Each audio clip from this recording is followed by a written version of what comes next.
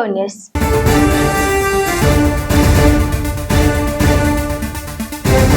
తెలంగాణ రాష్ట్రంలో ఇంధన కొరత ఉందనే వార్తలపై రాష్ట్ర పౌర సరఫరాల శాఖ మంత్రి ఉత్తమ్ కుమార్ రెడ్డి స్పష్టతనిచ్చారు. అసెంబ్లీ ప్రాంగణంలో మీడియాతో చిట్చాట్ చేసిన ఆయన ప్రజలు ఎటువంటి అపోహలను నమ్మవద్దని కోరారు. రాష్ట్రంలో ఇంధన సరఫరా వ్యవస్థ సాఫీగా సాగుతోందని భరోసా ఇచ్చారు. బంకుల్లో రద్దీ పెరగడానికి ప్రధాన కారణం వదంతులేనని మంత్రి అభిప్రాయపడ్డారు. తెలంగాణలో రాబోయే 2 నెలలకు సరిపడా పెట్రోల్, డీజిల్ నిల్వలు ఉన్నాయని మంత్రి వెల్లడించారు. ట్యాంకర్లు సకాలంలో రాకపోవడం వల్లే కొన్ని చోట్ల నో స్టాక్ బోర్డులు వెలిశాయని, అంతేకాని కొరత వల్ల కాదని వివరించారు. హైదరాబాద్ నగరంలోని 596 పెట్రోల్ బంకులు పూర్తి స్థాయిలో పనిచేస్తున్నాయని, ఏ ఒక్క బంకును కూడా మూసివేసేందుకు అనుమతించలేదని స్పష్టం చేశారు. పెట్రోల్ బంకుల వద్ద క్యాన్లు, కంటైనర్లలో ఇంధనాన్ని నింపుకొని తీసుకువెళ్లడం చట్ట విరుద్ధమని మంత్రి హెచ్చరించారు. నిబంధనలు ఉల్లంఘించే బంకు యాజమానులపై, వ్యక్తులపై కఠిన చర్యలు తీసుకుంటామని తెలిపారు. గృహ అవసరాలకు వాడే గ్యాస్ సిలిండర్ల సరఫరాలో ఎలాంటి ఇబ్బందులు లేవని మంత్రి తెలిపారు.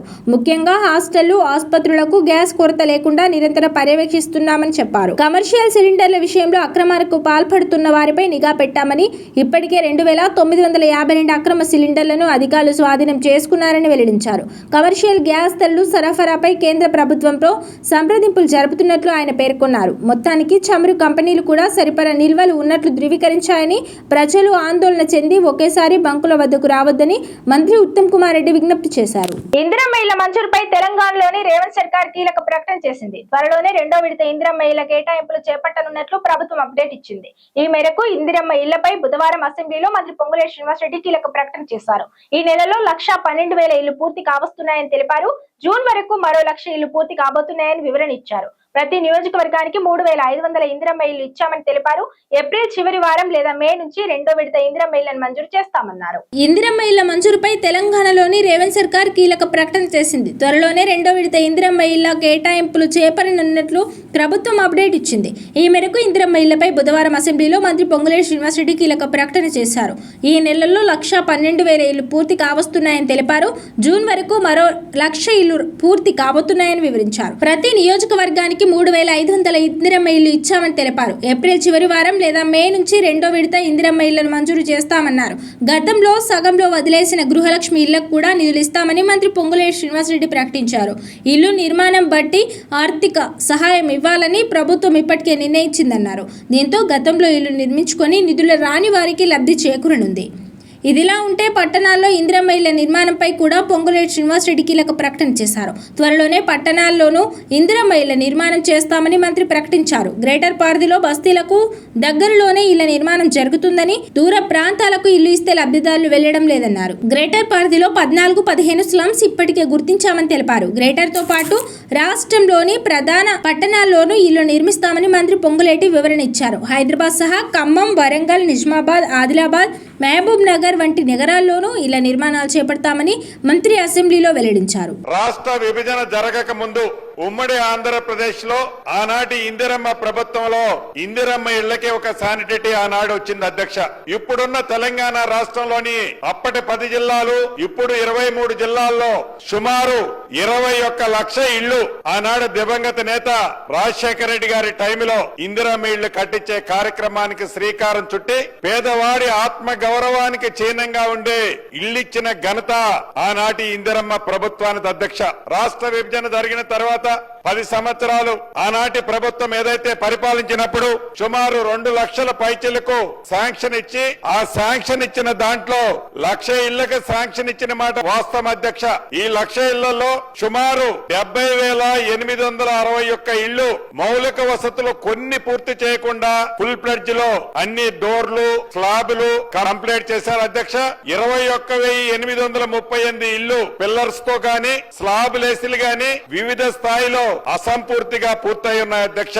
ఈ ప్రభుత్వం ఏర్పడిన తర్వాత ఈ జిహెచ్ఎంసీ పరిధిలోని ఈ 26,000 ఇళ్లు ఏవైతే అసంపూర్తిగా కంప్లీట్ అయ్యాయో దాంట్లో 738 కోట్లు ఖర్చు పెట్టి పూర్తి చేసి నా చేతుల మీదనే కంటోన్మెంట్ ఇళ్లు కూడా ఇవ్వటం జరిగింది అధ్యక్ష. రైతాంగంలో ఆందోళన మొదలైంది. ప్రభుత్వం రైతు పెట్టుబడి సాయం కింద భరోసా నిధులు విడుదల చేసింది. ఎకరంలోపు రైతులందరికీ అందజేస్తామని ప్రకటించింది.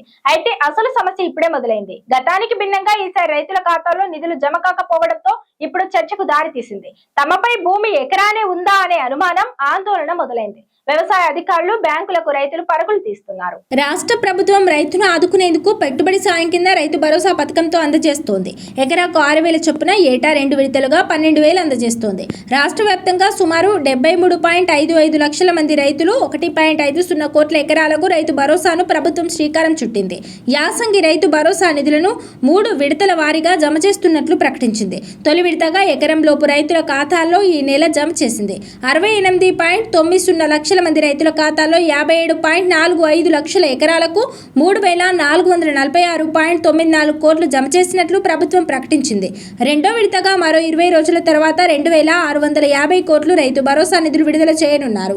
ఏప్రిల్ నెలాఖరులోపు మూడో విడతగా 2,760 మొత్తం రైతు భరోసా నిధులు విడుదల చేయడం జరుగుతుందని ప్రభుత్వం ప్రకటించింది. 3 విడతల్లో కలిపి మొత్తంగా రైతుల ఖాతాల్లోకి సుమారు 9,000 కోట్ల రైతు భరోసా నిధులు జమ కానున్నాయి. ఇప్పటివరకు ఎదురు చూసిన రైతులకు ప్రభుత్వ ప్రకటన భరోసానిచ్చినట్లయింది. అయితే ఇక్కడే అసలు సమస్య మొదలైంది. గతంలో ఎకరాల వారీగా ప్రభుత్వం నిధులు రైతుల ఖాతాల్లో జమ చేసింది. ఎకరాలోపు రైతులు 28.58 లక్షల మంది రైతులు ఉండగా వారికి తొలి విడతగా 2 ఎకరాల లోపు రైతులు 18.17 లక్షలు, రెండో విడతగా 3 ఎకరాల్లోపు రైతులు 10.89 లక్షల మంది రైతులు ఉంటే మూడో విడతగా 4 ఎకరాల్లోపు 6.51 లక్షల మంది 4 విడతగా నిధులను బట్టి రైతుల ఖాతాల్లో జమ చేసేది.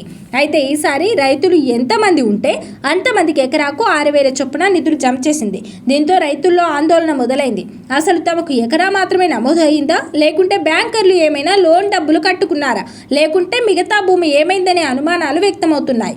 వివరాలు తెలుసుకునేందుకు రైతులు బ్యాంకులకు, వ్యవసాయ విస్తరణ అధికారుల వద్దకు పరుగులు తీస్తున్నారు. ఎందుకు తప్పుగా పడిందని ఆందోళన మొదలైంది. కాంగ్రెస్ ప్రభుత్వం అధికారంలోకి వచ్చిన తర్వాత కూడా ఎకరాల వారీగా రైతుల ఖాతాల్లో జమ అయ్యేది. 5 ఎకరాలు ఉన్నవారికి ఒకేసారి 5 ఎకరాలకు సంబంధించిన రైతు భరోసా నిధులు ఖాతాలో పడేవి. ఇప్పుడు 1 ఎకరాకు మాత్రమే నిధులు జమ కావడంతో ఆందోళన మొదలైంది. ప్రభుత్వం స్పష్టమైన క్లారిటీ ముందస్తుగా ఇవ్వకపోవడంతోనే ఈ కన్ఫ్యూజన్ కు దారితీసిందనే ప్రచారం జరుగుతోంది. మిగతా ఎకరాలకు పడుతుందా లేదా అనే అనుమానాలు సైతం రైతుల్లో నెలకొన్నాయి. గతానికి భిన్నంగా రైతులకు ఎన్ని ఎకరాలు ఉన్నా 1 ఎకరాకు రైతు భరోసా నిధులు జమ కావడంతో చర్చకు దారితీసింది. కేంద్ర ప్రభుత్వం పీఎం కిసాన్ సమ్మాన్ నిధి పథకం కింద భూమి ఉన్న ప్రతి ఒక్కరికి 2,000 చొప్పున ఏడాది 2,000 అందజేస్తోంది. ఎకరాలతో సంబంధం లేకుండా రైతుల ఖాతాల్లో 2,000 చొప్పున జమ చేస్తోంది. తెలంగాణ ప్రభుత్వం సైతం అదే విధంగా వేస్తుందా అనే అనుమానాలు వ్యక్తమవుతున్నాయి. మరోవైపు ఉమ్మడి వరంగల్ జిల్లాలోని కొన్ని నియోజకవర్గాలకు చెందిన రైతులకు భరోసా నిధులు జమ కాకపోవడంతో ఆందోళన చెందుతున్నారు. తమకు ఇస్తారా, ఇవ్వరా అనే అనుమానాలు వ్యక్తం చేస్తున్నారు. ప్రభుత్వం మాత్రం ముందస్తుగా రైతులకు క్లారిటీ ఇవ్వకపోవడం, గతానికి భిన్నంగా నిధులు జమ చేయడం ఇప్పుడు హాట్ టాపిక్ గా మారింది. ఏది ఏమైనా ప్రభుత్వం రైతులకు భరోసా నిధులపై క్లారిటీ ఇస్తే తప్ప రైతుల్లో ఆందోళన తొలగిపోయే అవకాశం లేదు. గత కొన్ని రోజులుగా సోషల్ మీడియాలో వస్తున్న వివిధ వార్తల వల్ల వాహనదారులు తీవ్ర ఆందోళనకు గురవుతున్నారు. పెట్రోల్, డీజిల్ నిల్వలు నిండుకుంటున్నాయని, భవిష్యత్తులో సరఫరా నిలిచిపోతుందనే వదంతులు వ్యాపించడంతో ప్రజలు పెద్ద ఎత్తున పెట్రోల్ బంకులకు క్యూ కడుతున్నారు. ఈ అకస్మాత్ రద్దీ వల్ల సాధారణంగా అందాల్సిన ఇంధన పంపిణీకి అంతరాయం ఏర్పడుతుంది. గంటల తరబడి వేచి ఉండాల్సి రావడంతో సామాన్యులు తీవ్ర ఇబ్బందులు పడుతున్నారు. పశ్చిమ ఆసియాలో నెలకొన్న యుద్ధ వాతావరణం, అంతర్జాతీయంగా చమురు సరఫరా మార్గాల్లో తలెత్తిన ఉద్రిక్తతలే ఈ భయానికి ప్రధాన కారణం. ముఖ్యంగా హర్ముజ్ జలసంధి గుండా వచ్చే చమురు నౌకల రాకపోకలపై ప్రభావం పడడంతో భారత్లో ఇంధన ధరలు పెరుగుతాయి లేదా కొరత ఏర్పడుతుందనే ప్రచారం జోరందుకుంది. దీనికి తోడు ఎల్పీజీ సిలిండర్ల బుకింగ్ నిబంధనలు మారుతున్నాయన్న తప్పుడు సమాచారం కూడా ప్రజల్లో టెన్షన్ను పెంచింది. ప్రజల్లో పెరుగుతున్న ఈ ఆందోళనలను గమనించిన కేంద్ర ప్రభుత్వం ప్రముఖ చమురు సంస్థలైన ఐఓసీఎల్, బీపీసీఎల్, హెచ్పీసీఎల్ స్పష్టమైన వివరణ ఇచ్చాయి. దేశంలో పెట్రోల్, డీజిల్ నిల్వలు సరిపడా ఉన్నాయని, ఎక్కడా కొరత లేదని ప్రభుత్వం అధికారికంగా ప్రకటించింది. సుమారు 8 వారాలకు సరిపడా నిల్వలు సిద్ధంగా ఉన్నాయని, అంతర్జాతీయ పరిస్థితులను తట్టుకోగల సామర్థ్యం దేశానికి ఉందని భరోసా ఇచ్చింది. వదంతులను నమ్మి అనవసరంగా ఇంధనాన్ని నిల్వ చేసుకోవద్దని విజ్ఞప్తి చేసింది. అయితే క్షేత్రస్థాయిలో పరిస్థితి కొంత భిన్నంగా ఉంది. ప్రభుత్వం క్లారిటీ ఇచ్చినప్పటికీ ప్రజల్లో భయం ఇంకా పూర్తిగా తొలగలేదు. రద్దీ పెరగడం వల్ల కొన్ని బంకుల్లో స్టాక్ త్వరగా అయిపోవడం, మళ్లీ లోడింగ్ రావడానికి సమయం పట్టడం వంటి సాంకేతిక కారణాల వల్ల ప్రజలు నిజంగానే కొరత ఉందనుకుంటున్నారు. ముఖ్యంగా రవాణా రంగంపై ప్రభావం పడుతుందేమో అన్న భయంతో లారీలు, ట్యాంకర్ల డ్రైవర్లు కూడా అప్రమత్తంగా వ్యవహరిస్తున్నారు. చివరగా ఇంధన సరఫరా అనేది నిరంతర ప్రక్రియ అని, అనవసరంగా పానిక్ బై చేయడం వల్ల లేని కొరతను మనమే సృష్టించినట్లు అవుతుందని నిపుణులు హెచ్చరిస్తున్నారు. ప్రభుత్వం గ్యాస్ సిలిండర్ల బుకింగ్ గడువులో ఎలాంటి మార్పులు చేయలేదని, పెట్రోల్ సరఫరా యథావిధిగా సాగుతుందని స్పష్టం చేసింది. కాబట్టి వినియోగదారులు సోషల్ మీడియా పుకార్లను నమ్మకుండా సాధారణంగానే తమ అవసరాలకు తగినట్లు ఇంధనాన్ని ఉపయోగించుకోవడం ఉత్తమం. ఇందిరమ్మ ఇళ్లపై కీలక వ్యాఖ్యలు చేశారు మంత్రి పొంగులేటి శ్రీనివాసరెడ్డి. జీహెచ్ఎంసీ పరిధిలో 26,000 ఇళ్ల నిర్మాణం జరిగిందన్నారు. ఇందుకోసం ప్రభుత్వం 730 కోట్ల రూపాయలు ఖర్చు చేసిందన్నారు. గతంలో బీఆర్ఎస్ ప్రభుత్వం లబ్ధిదారులకు నగర శివారు ప్రాంతంలో వాటి నిర్మాణం చేసిందన్నారు. అక్కడ ఉండడానికి చాలా మంది ఇష్టపడలేదన్నారు. వారు పనులు చేసే ప్రాంతానికి దూరంగా ఉండడమే ఇందుకు కారణమని తేల్చేశారు. ప్రస్తుతం 12,000 ఇళ్లలో లబ్ధిదారులు ఉండడం లేదన్నారు. వాటిలో కొల్లూరు, మేడ్చల్ ప్రాంతాల్లో లబ్ధిదారులు ఉండలేదన్నారు. పార్టీలకు అతీతంగా లబ్ధిదారుల ఎంపిక జరుగుతుందన్నారు. గ్రామ సర్పంచ్ ఇందిరమ్మ ఇంటిని ఫైనల్ చేస్తారని గుర్తు చేశారు. ఇందిరమ్మ కమిటీ నుండి కలెక్టర్లకు వివరాలు వెళ్తాయని, మే మొదటి వారంలో 2వ విడత ఇళ్ల మంజూరు జరుగుతుందన్నారు. ఇందిరమ్మ ఇల్లు పూర్తయినా కాకపోయినా లబ్ధిదారులను ఫైనల్ చేస్తామని క్లారిటీ ఇచ్చారు. మంచి చేయకపోయినా పర్వాలేదని ఆశ చూపి మోసం చేస్తే ప్రతి సామాన్యుడు గుర్తు పెట్టుకుంటారని చెప్పకనే చెప్పారు. అసెంబ్లీ సమావేశాల్లో బుధవారం ఇందిరమ్మ ఇళ్లపై సభలో ఆయన ఈ ప్రకటన చేశారు. గత ప్రభుత్వాలు ప్రారంభించిన ఇళ్ల నిర్మాణాలు పెండింగ్ లో ఉన్న పనులను పూర్తి చేయడంపై దృష్టి సారించామన్నారు. ఉమ్మడి ఆంధ్రప్రదేశ్లో కాంగ్రెస్ ప్రభుత్వం ఇందిరమ్మ ఇల్లు పథకం ద్వారా భారీ స్థాయిలో నిర్మాణాలు చేసిందన్నారు. మాజీ సీఎం వైఎస్ రాజశేఖర రెడ్డి హయాంలో 21 లక్షల ఇళ్లు నిర్మించారని ఈ సందర్భంగా గుర్తు చేశారు. బీఆర్ఎస్ ప్రభుత్వం హైదరాబాద్లో 1,00,000 ఇళ్లకు అనుమతులు ఇచ్చిందన్న ఆయన వాటిలో అనేక పనులు పూర్తి కాలేదన్నారు. సుమారు 70,000 ఇళ్లలో పనులు ఇంకా పెండింగ్ లో ఉన్నాయన్నారు. మరో 26,000 ఇళ్లు అసంతృప్తిగా ఉన్నాయని సభకు వివరించారు. గత ప్రభుత్వం కేటాయించిన 12,000 ఇళ్లను ఇప్పటికీ లబ్ధిదారులు తీసుకోలేదన్నారు. ఈ క్రమంలో లబ్ధిదారులకు 3 నెలల గడువు ఇచ్చి నోటీసులు జారీ చేశామని, అందులో 6,000 మంది ఆక్యుపై చేసుకున్నారన్నారు. మిగిలిన ఇళ్లను అర్హులైన లబ్ధిదారులకు కేటాయిస్తామన్నారు. పూర్తి కాకుండా ఉన్న ఇళ్లను ఎంత ఖర్చు అయినా పూర్తి చేస్తామని తెలిపారు. ఇందిరమ్మ ఇళ్ల అంశంపై అన్ని పార్టీల నేతలతో కలిసి త్వరలో సమీక్ష సమావేశం నిర్వహిస్తామని తెలియజేశారు మంత్రి పొంగులేటి శ్రీనివాసరెడ్డి. రాష్ట్ర విభజన జరగక ముందు ఉమ్మడి ఆంధ్రప్రదేశ్ లో ఆనాటి ఇందిరమ్మ ప్రభుత్వంలో ఇందిరమ్మ ఇళ్లకే ఒక శానిటరీ ఆనాడు వచ్చింది అధ్యక్ష. ఇప్పుడున్న తెలంగాణ రాష్ట్రంలోని అప్పటి 10 జిల్లాలు, ఇప్పుడు 23 జిల్లాల్లో సుమారు 21 లక్ష ఇళ్లు ఆనాడు దివంగత నేత రాజశేఖర రెడ్డి గారి టైంలో ఇందిరమ్మ ఇళ్లు కట్టించే కార్యక్రమానికి శ్రీకారం చుట్టి పేదవాడి ఆత్మ గౌరవానికి చిహ్నంగా ఉండే ఇళ్లిచ్చిన ఘనత ఆనాటి ఇందిరమ్మ ప్రభుత్వానికి అధ్యక్ష. రాష్ట్ర విభజన జరిగిన తర్వాత 10 సంవత్సరాలు ఆనాటి ప్రభుత్వం ఏదైతే పరిపాలించినప్పుడు సుమారు 2 లక్షల పైచలకు శాంక్షన్ ఇచ్చి, ఆ శాంక్షన్ ఇచ్చిన దాంట్లో 1,00,000 ఇళ్లకు శాంక్షన్ ఇచ్చిన మాట వాస్తవం అధ్యక్ష. ఈ 1,00,000 ఇళ్లలో సుమారు 70,861 ఇళ్లు మౌలిక వసతులు కొన్ని పూర్తి చేయకుండా ఫుల్ ప్లెడ్జ్ లో అన్ని డోర్లు, స్లాబ్లు కంప్లీట్ చేశారు అధ్యక్ష.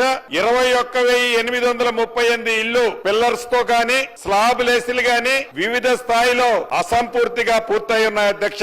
ఈ ప్రభుత్వం ఏర్పడిన తర్వాత ఈ జీహెచ్ఎంసీ పరిధిలోని ఈ 26,000 ఇళ్లు ఏవైతే అసంపూర్తిగా కంప్లీట్ అయ్యాయో దాంట్లో 738 కోట్లు ఖర్చు పెట్టి పూర్తి చేసి నా చేతుల మీదనే కంటోన్మెంట్ ఇళ్లు కూడా ఇవ్వటం జరిగింది అధ్యక్ష.